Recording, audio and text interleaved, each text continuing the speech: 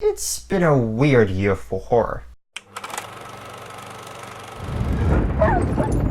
The Jangling Man is coming.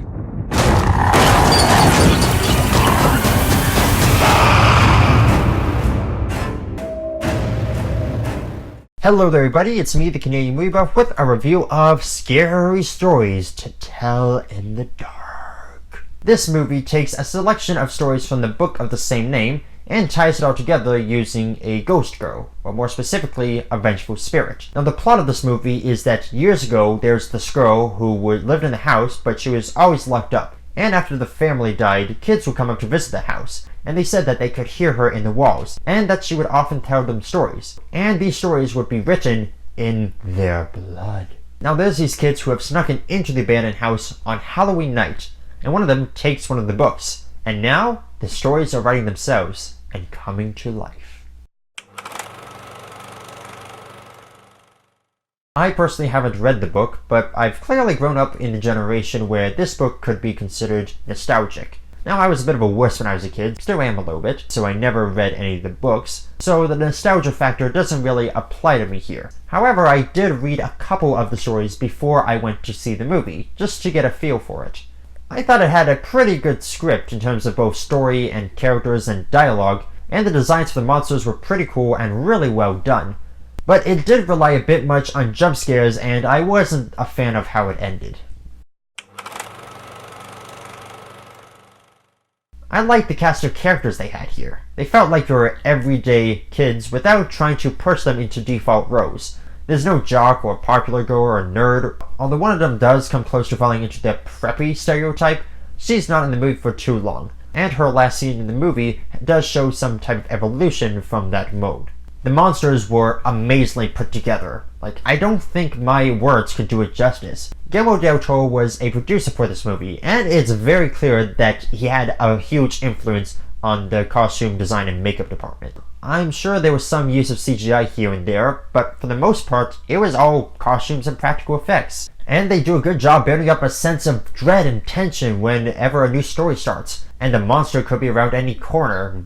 For the first 2 or 3 stories, there's practically no jump scares. You just get the monster coming closer and closer, and you just get this sense of dread that, will they get me? They're closing in. What do I do?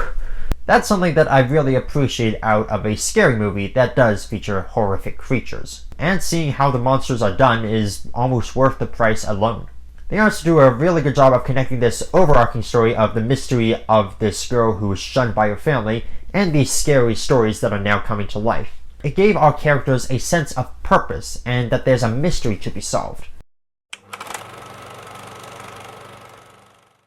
Is there a rule where if your horror movie deals with kids in a small town, the bully has to be an unhinged psychopath?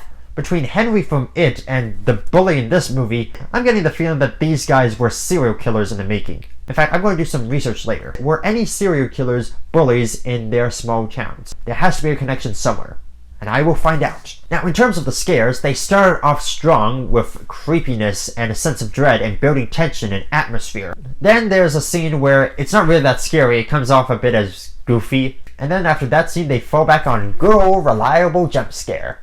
No, we were good with what was going on before. Why are you changing it now? It's a third act, I guess we gotta rush some scares in there somehow. There was a point in the movie where I thought to myself, you know what? This isn't gonna have a happy ending. And I'm okay with that. Sometimes you need a horror movie where all the victims die, and that sometimes the best way to go about quenching evil spirits is to never rile them up in the first place. Nah, we gotta have a happy ending. It's rated PG-13 and it features kids. We gotta add a little bit of hope in there.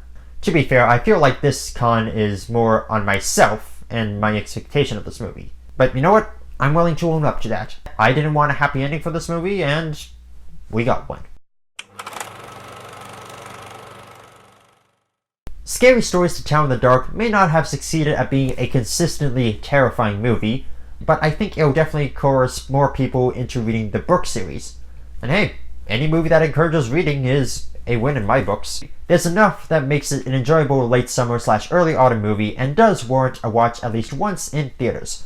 Alright, that's my review of Scary Stories to Tell in the Dark. Have you seen it? What did you think about it? Have you read the books? Leave your thoughts and answers in the comments down below. Leave a like if you enjoyed the video, subscribe, and hit the bell icon if you're new here. And as always, this is the Canadian Movie Buff saying I hope you had a fantastic weekend at the movies. See ya!